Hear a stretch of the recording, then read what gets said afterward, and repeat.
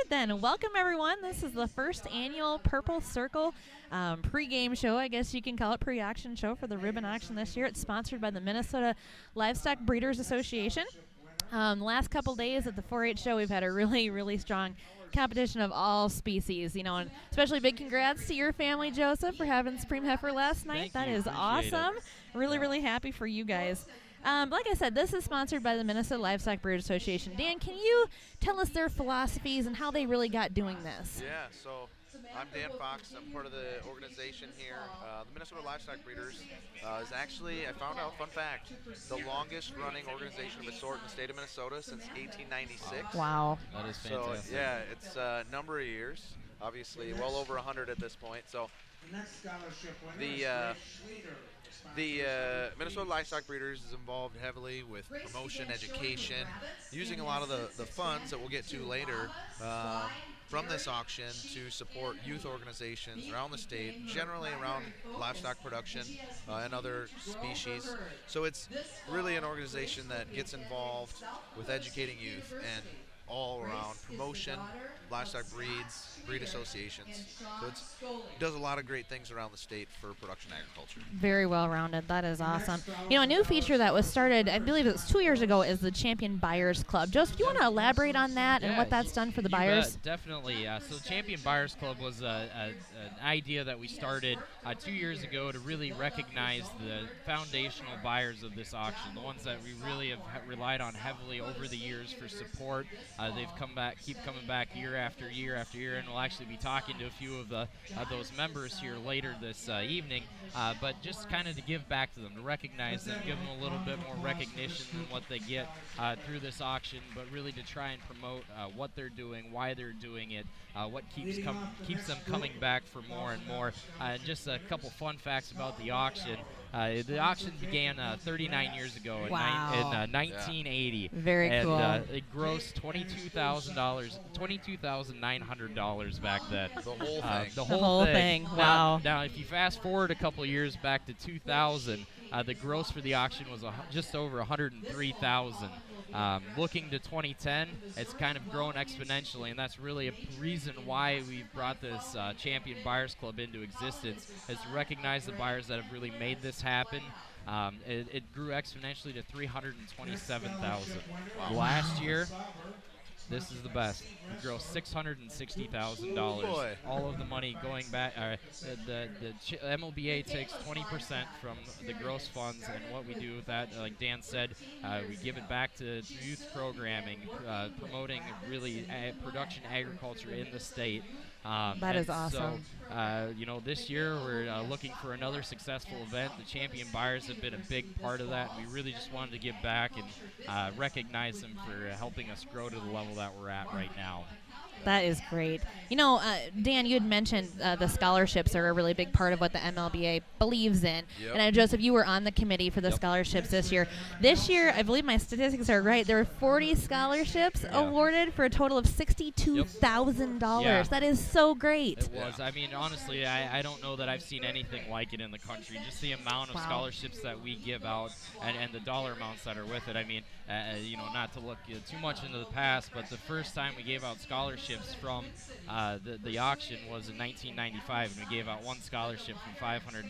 Now you fast forward to, like you said, we had 126 applicants for 40 scholarships that we're giving out this year, totaling $62,000. And how the MLBA does that is we get sponsors for each of those scholarships, and we match those funds. So we're giving out three $4,000 scholarships tonight. The sponsor will put up $2,000 of those dollars. The MLBA will match that $2,000 to get up with that $4,000, and that's another portion of where those funds go that we take from the auction. So again, just really reinforcing that we're giving back to the youth. Getting them through college, helping them out in that front. Even especially the animals tonight that we'll see getting sold. A lot of those kids are taking that, and that really becomes their scholarship fund. A lot of them are involved in other activities, but for a lot of them, this is really their main activity, their main focus, and so that they're using those funds to go through college, put themselves through school, give back to the agricultural community, and that's really what we like to see. Like I said, we had 126 applicants, all of them very deep. I mean, we had there were 6 of us on the committee, and we had just a wonderful time sorting through them, reading through, just seeing what everybody's involved in. It was just fantastic being able to see the quality of kids that we have coming through this program. Very well-rounded kids, yep. I think the exciting part about it, Amanda, if I could, is the fact that not only are we recognizing those kids that have spent all summer working so hard on their animals to get some of these funds in the auction, but the scholarship program really allows us to, absolutely, I don't want to say redistribute, but I think recognize those well-rounded students that are involved in a lot of different things, and really highlight their focus in youth development, 4-H, FFA, whatever youth program it might be. And those scholarships just keep growing, and that's, when I remember getting one of these, and I believe you did too, when we were in 4-H, and it was $1,000, and that was the highest one that we got. It's $4,000 now. A lot of those kids, that could pay for a whole semester of college. So, I mean, it's just awesome as much as those scholarships are growing. But with us now, we have Miss Kylee Kohls. She is in her 2nd year at SDSU. That's awesome. I know she has her steer in the auction tonight, but has also been very successful with her sheep projects. At an FFA level, you've done some really, really cool things, but the base of it started with 4-H. So tell us how you all got started in 4-H and what it's meant to you over the years and where you've gotten now. Sure. So livestock have always played a really crucial role in my life. Growing up on the farm, we started raising beef cattle and market lambs ever since I was born, essentially. So I grew up in the barn. Showing was a natural fit for me and my family. And so at the age of 3, I started showing lambs, and by 5, I was moved up in the world, you could say, to cattle. I truly do enjoy that. And so when I got to kindergarten, it was a natural fit for me to join 4-H. And I absolutely loved it. Throughout my years in 4-H, what stood out the most to me is learning about, how to be responsible for my animals, and then how, that plays into my everyday life. But I think my largest takeaway from the 4-H organization is the community that it has shown me and given me. And with that being said, I'm so very grateful for that. And, there was a lot of carryover and crossover into FFA too, and it just made that, both those organizations meddle into my life so much easier and made it that much more fun. Absolutely. This year I have a market steer here. He was the reserve champion heavyweight. We're here in the auction, but on Friday morning it was pouring rain. And there was typical State Fair steer day. Absolutely. It took 8 people to hold the tarp over him from chute to the show ring. We don't have 8 people in my family, but the people who did stand in for that, they were my 4-H family. Absolutely. And so that was just kind of the cherry on top to the whole entire experience and how 4-H has truly given me that community. Oh, that is so neat. You have a steer in the auction this year. Do you want to tell us a little bit about him, when you got him, and your experiences with him? Sure. So last fall, my dad and I spent about 4 weekends combing through calves, pasture sales and barn sales. We saw almost 300 head of cattle in our travels. I found my steer at Ryman Ranches in South Dakota, and had the experience an opportunity to go through those calves. His name is Rigsby. He's a red and white crossbred steer. He's painted up to high heaven, and let's just say I'm not afraid of a little color. Never have been, but it's been super, super fun. He's great to work with. He's got an awesome personality. Oh, that's something I take into heavy consideration when I'm picking one, because you want to have fun in the barn when you're working 3-4 hours a day. Yes. So it's been an incredible experience, and I'm very, very grateful for all of those who have helped me get to this point in my showing career. Oh, that's just awesome. Now, thank you, Kylee, for being with us. We really appreciate it. Good luck at Brookings this fall. Thank you very much. And good luck in the auction tonight. Thank you. Yeah. And she's right. It's all about the friendships and the community that, and we experienced that too in our career, and just the support that we had from even our county and all the people around us. It's just been awesome. So with us now, we have Miss Martha Moenning. Sorry, that's your sister. My gosh. Small community, yeah, so we're all fun Everybody family. knows each other. We know everyone's siblings. You are the 2018 Minnesota Simmental Queen. That's correct? Yes. All right. What do you have for a 4-H project this year? So this year I'm exhibiting a market lamb actually up at State Fair, but as our Simmental herd has grown, we've been able to mentor youth through that. So actually we do have a heifer up here that a 4-H'er is exhibiting and leasing this year, so we've been able to mentor her throughout the summer, and we're very thrilled that she was able to exhibit up at the State Fair. Oh, that's awesome. That's another aspect of 4-H. It's just kids helping kids, and everybody just doing a really awesome job with that. Especially for those that don't have the opportunity necessarily, right? Absolutely, So yeah. The kids that live in families town, and you can come out to your barn and hang out and get a great experience. Your platform as Queen, how has that allowed you to promote agriculture in 4-H this year? Yes, so a lot of people are drawn to the crown when I'm walking to and from shows, and that's been really a unique opportunity to be able to connect with people. The night after the heifer show, I was able to have a unique opportunity with a young family, and I was actually walking my lamb, and my mom was holding my crown, and so we got to talking about beef cattle eventually, and I was able to put the crown on this little girl, and she was just so felt thrilled. like a princess. Yeah. Oh, that's awesome. Very cool. And I know what you had reminded me, there was something here earlier this summer, too, that you had gotten a lot of kids out, that inner city kids that hadn't got to see farm life. Expand on that just a little bit. Yes, so in May, I was able to go to a school in Rochester, and I brought a Simmental cow-calf pair, and I talked to about 300 elementary students who have had no exposure to livestock or agriculture, and be able to answer all their questions and help them explore agriculture. Oh, that is really, really neat. And that's all something we can contribute to 4-H, giving us that confidence to go and, tell our story, really. So, well, thank you, Martha. I appreciate it. Thank you. So, Amanda, as this is going on, we didn't inform everybody, but as this has been going on, Mr. Ken TC is up on the auction block. We're going through awarding our scholarships this year for the 2018 scholarship program. We're just getting into the $2,000 scholarships. The exciting part about it is the fact that once we get to the end of the line, the scholarships, we actually reward $4,000 $4,000 scholarships. $4,000 scholarships. So as we get down the line, those students don't know that they received a $4,000 scholarship. Oh, they don't. Oh, I thought they were informed about them before. No, that is they so knew neat. They won one, okay. But they didn't know that they were going to win the $4,000 scholarship. Wow. Out of those 100 plus 126 applicants. That's so really, we're really down to cool. 3. So that's the and that's your top of the line kids. Yeah, no, and hopefully we can cut to that when they get to those $4,000 ones, because I'm sure the excitement on those kids' face is just going to be unreal when they get to that point. Yeah. Wow, very, very cool.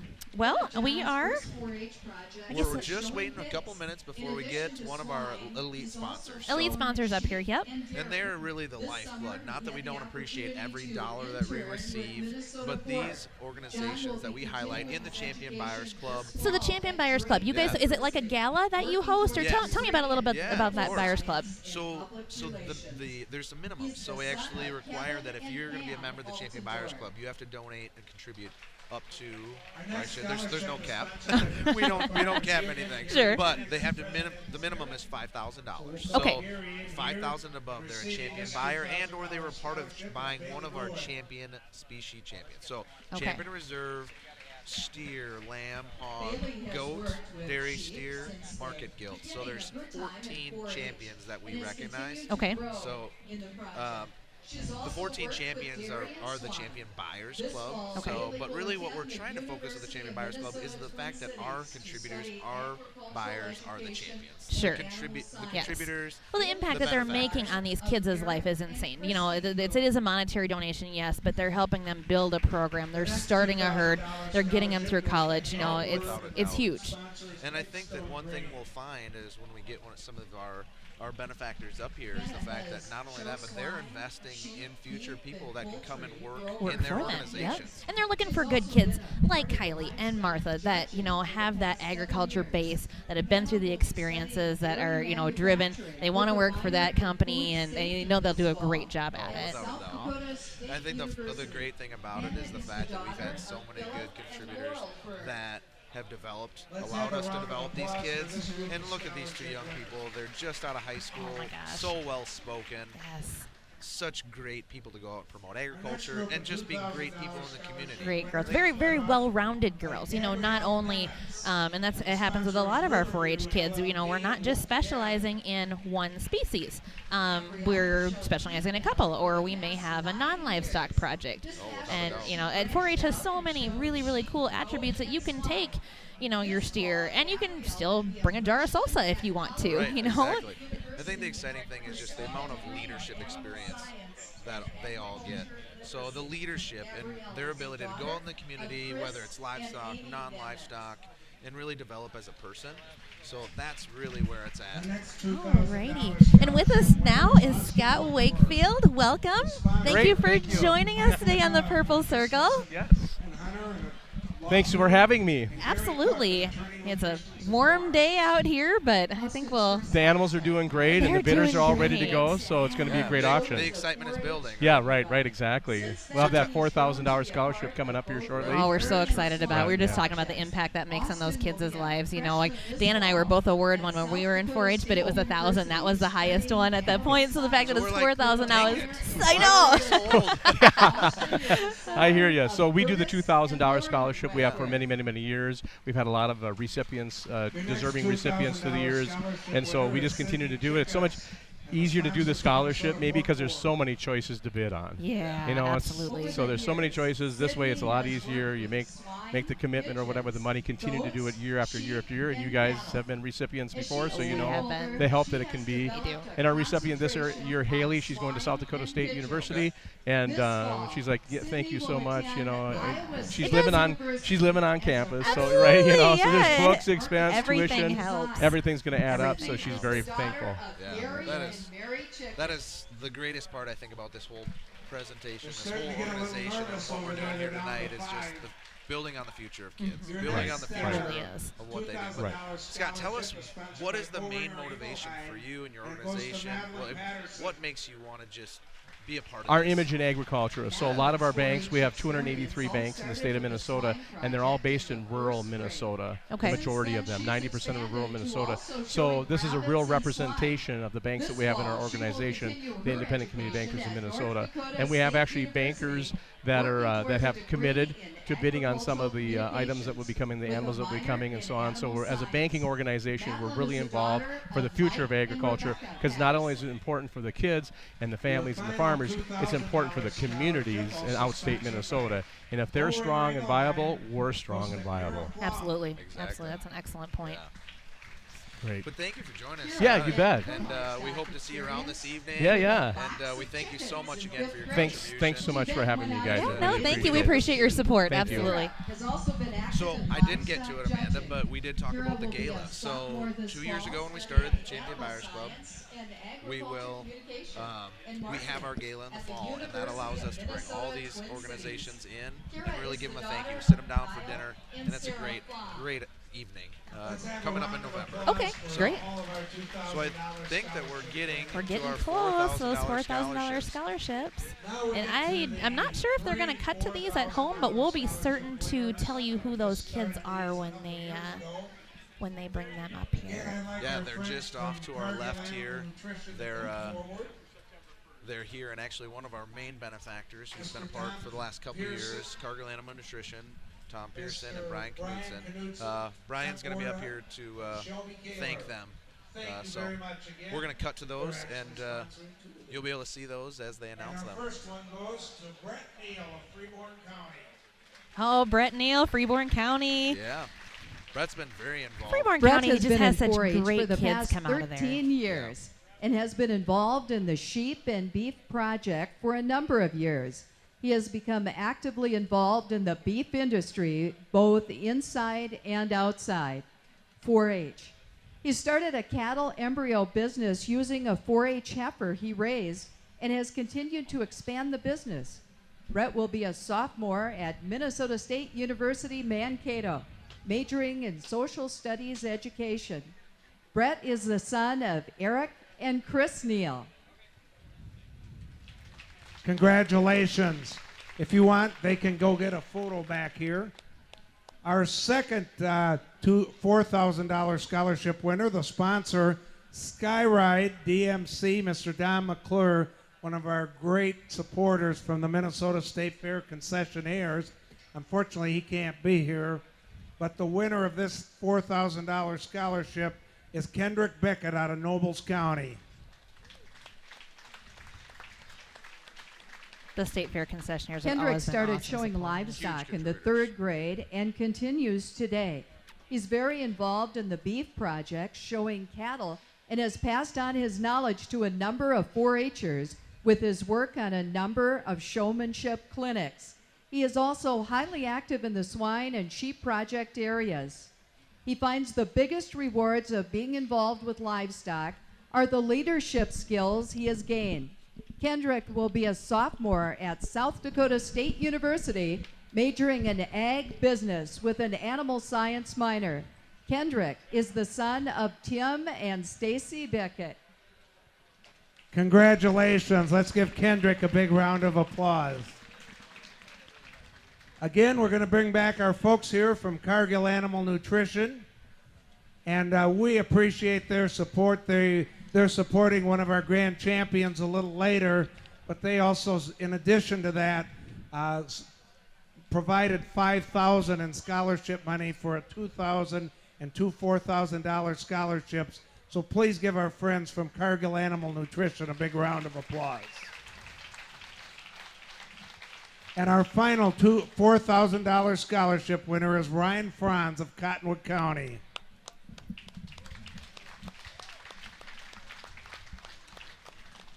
From day one, Ryan has been around livestock and educating people about raising livestock. He's become very active in the family business of raising and show lambs. He found a passion for showing in the swine project.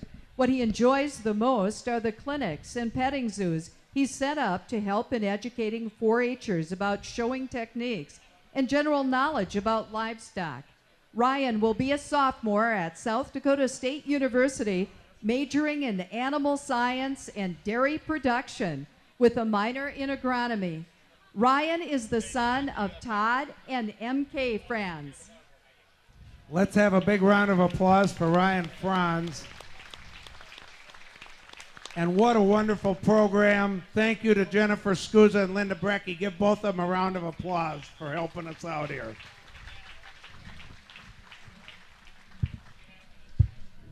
Well, we're going to keep right on going here because we want to be able to bring the grand champion steer in the ring at 6 o'clock. At this time, we're going to have a little special ceremony. I think all of you know this was Eggstar Arena, brand new. Now it's And as Kent was just saying there, we are going to have a rededication ceremony to Eggstar Arena in Compeer. And with us is Steve Pomerenke. We're excited to have you. Thank you for being here. Do you want to expand a little bit on what's happening at this rededication ceremony? Well, the show arena has been called Eggstar Arena ever since it was built, and we changed our name last year. We merged with an association in Wisconsin and another association in Illinois. So our territory has expanded quite a bit, and we changed our name to Compeer. So that's why we're going to have the rededication and call the show arena Compeer Arena. Compeer Arena, very cool.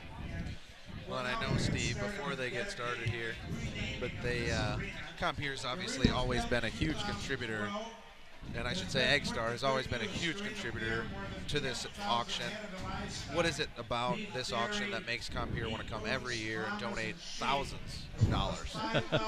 Well, I think it's an opportunity for Compeer, or now Compeer, used to be Eggstar, to give back to the youth. I think it's really important that we support the youth in all their endeavors, but particularly to support them in continuing their education. And this is a lot of the money that people get through the auction does go for continuing their education, and we think that's a great way to support the youth.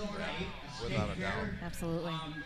So right now in the background to our left, we have the president of the Minnesota State Fair. He's going to introduce the representative from Compeer. Tell us, Steve, who do we have here tonight from Compeer to help with this dedication? Oh, we have two representatives from Compeer. We've got our CEO, Rod Hebrink, and we also have John Munson, who's head of our Fund for Rural America, which is a giving organization, part of Compeer.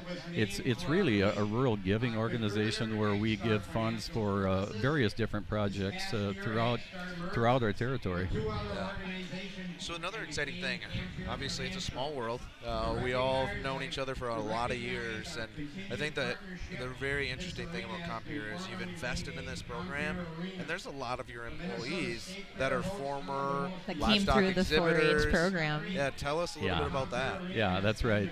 I mean, we actually have an awful lot of parents of auction participants tonight that work for Compeer. I mean, as I look around the crowd, I see a number of different Compeer employees, and they're here because they have kids in the auction. Yeah. And that's gone on for a number of years. I mean, so it's just it really is something where I mean, there's no doubt that as far as the employees that Compeer hires, that 4-H involvement is a big pool of talent, and that's where a lot of the talent comes from that Compeer hires. Work ethic and good farm kids. That's right. Aren't afraid to get their hands dirty anyway. That's right. Oh, that's awesome. Well, Steve, thank you so much for being with us. Enjoy this evening, and we will catch up with you after the auction. Thank you. All right, thank you.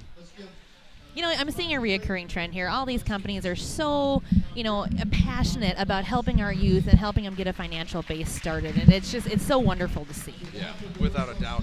The other nice thing, I don't even notice, Brett, one of the $4,000 scholarship winners, he's not necessarily going into agriculture professionally. He said his major is social studies. Not that we all do what our major said we were going to do, but I think that is interesting. I think one thing my family's always talked about was the fact that we need advocates inside and outside of agriculture. Right. What a great experience for that young man to go into a university that doesn't have an agricultural program. Right. He's not going into a field of study involved in agriculture, but he's going to be a great advocate for all of us going out into the world and the workforce. Yes, absolutely.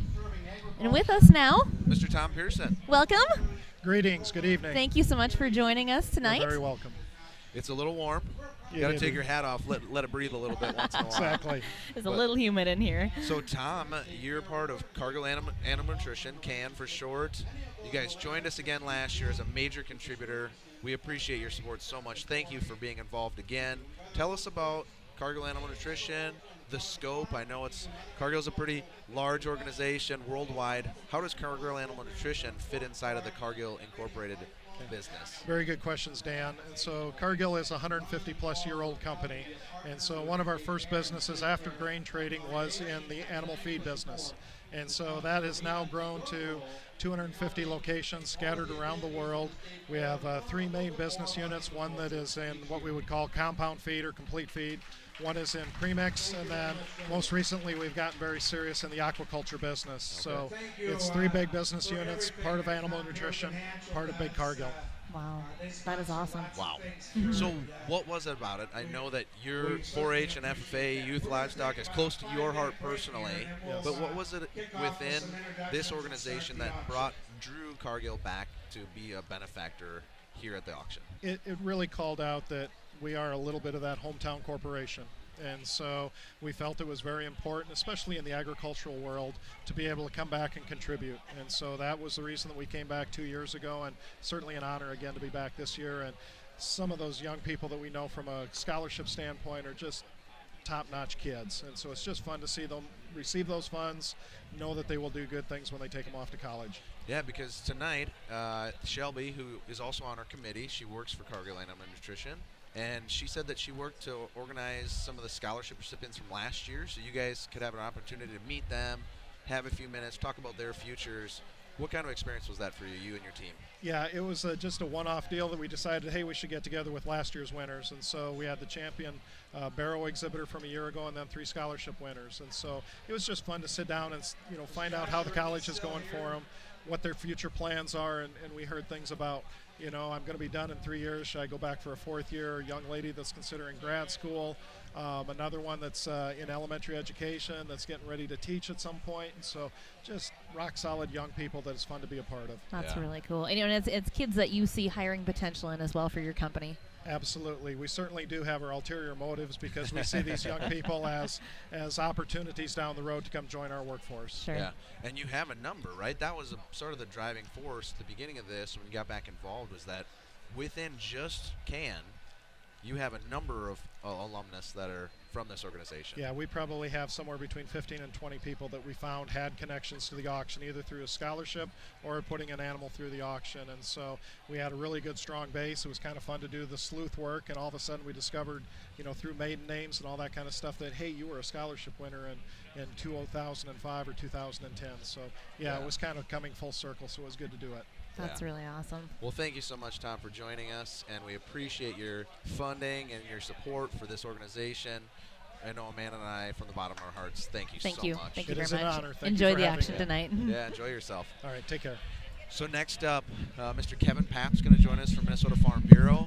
He's been a longtime supporter. You're going to see him later at ringside. He loves to call out the bids. He's got a pretty loud voice, so I think he'll do a great job. Hi, Kevin. How are you? Good. Good. Thank you for joining us. Yeah, joining us from Lake Crystal tonight. Not too far of a drive. Not too bad. Yeah, how are the crops looking down there? Well, crops look variable. Their crops look good, not great.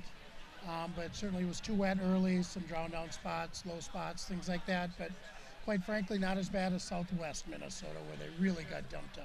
We've struggled down there. We have struggled. It's been a little rough this year. Yeah. So, Kevin, tell us a little bit about Farm Bureau, your involvement here at the auction, but Farm Bureau in general. What does Farm Bureau do?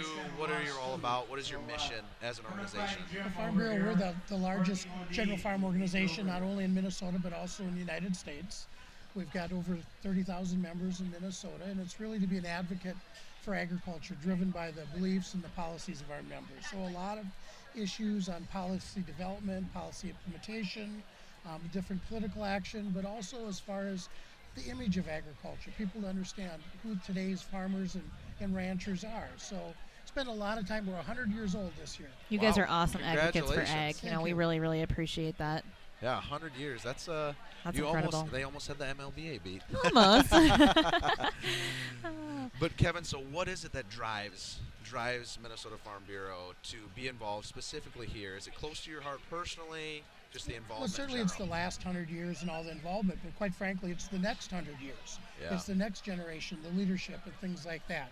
You know, in the Minnesota in our boardroom, we've got the American flag, we've got the Minnesota flag, but the other 2 flags we've got in our boardroom that are very important to us, and that's the 4-H flag and the FFA flag, because that really is the future of agriculture. But it's not just the future of agriculture, it's the future of our communities, because not only are these folks going to be leaders in agriculture, but they're going to be leaders in their communities and in all the groups, probably in politics as well. So we want to support that, help to have them develop into tomorrow's leaders. Yeah. I couldn't have said it better. That's why we have him up here. Kevin spends a lot of time in D.C. working with policy and different things to promote agriculture and farmers across the country. So we thank you for that. We also thank you for the support here at the auction. Like I said, you're going to be ringside tonight, so we'll see a little more action from you. Yep, we got to put you to work, right? I'll be at work. It's a great event, and we've got a lot of people that open their pocketbooks, a lot of communities back home in their counties as their local Purple Ribbon clubs. A lot of people make tonight happen, not only for those that have animals here, but also the scholarship winners as well. Absolutely. Well, thank you so much for your time. Thank you. Like I said, we'll see you down here a little bit later, but we really, really appreciate you coming up and visiting with us tonight. Thanks. So, Mr. Ken TC is getting close. We're going to start with the grand champion steer. So, our production team, they're going to kick us over, I believe, shortly. Very, very shortly, yes. So when your screen goes black, make sure you refresh, and it'll kick you on right to the auction here. We're going to get started in just a little bit. So thank you so much for being with us tonight. Hope you enjoyed our broadcast. And like I said, it's available on YouTube. You can go back and watch us anytime. Yeah. Thanks, Joseph, for joining us. Joseph rounded up all of our interviewers. Amanda Ebersbacher, Hillbrands, great advocate around the state, myself. We thank you all from the bottom of our hearts. We call out anyone that would like to join us, anyone that would like to help volunteer with our organization, help promote agriculture, promote youth livestock exposition. So thanks absolutely. again. Thanks, you guys. We'll again. kick it Thanks. over to you Thank guys. you. Thank you.